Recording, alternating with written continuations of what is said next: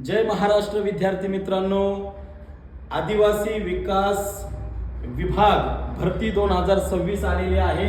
चौकीदार सरळ सेवा भरती 2026 आलेली आहे। 416 जागांसाठी मित्रांनो, 416 जागांसाठी ही भरती आलेली आहे।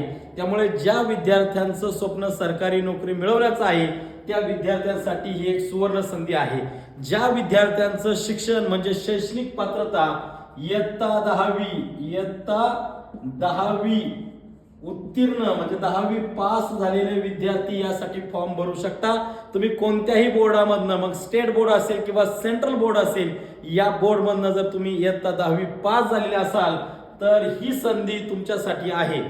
खऱ्या अर्थाने या जागेसाठी फॉर्म भरण्यासाठी वयाची अट जर पाहिली तर 1 एप्रिल 2026 रोजी 18 ते 38 इतकं वय असणं आवश्यक आहे। आणि जे विद्यार्थी मागासवर्गीय प्रवर्गामध्ये येतात अशा विद्यार्थ्यांना 5 वर्षाची सूट या पदासाठी मिळणार आहे।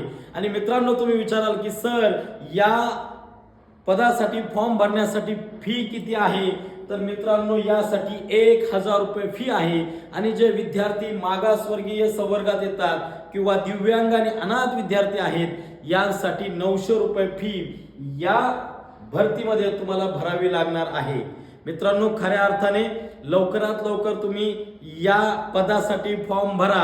आणि अर्ज करण्याची शेवटची तारीख आहे 18 मे 2026 ही फॉर्म भरण्याची अंतिम तारीख आहे।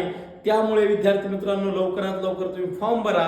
आणि फॉर्म भरण्याची लिंक मी कमेंटमध्ये टाकणार आहे। तुम्ही लवकरात लवकर त्यावरती क्लिक करून आजच तुम्ही तुमचा फॉर्म भरा आणि चौकीदार सरळ सेवा भरती 2026 ची जोरदार तयारी करा।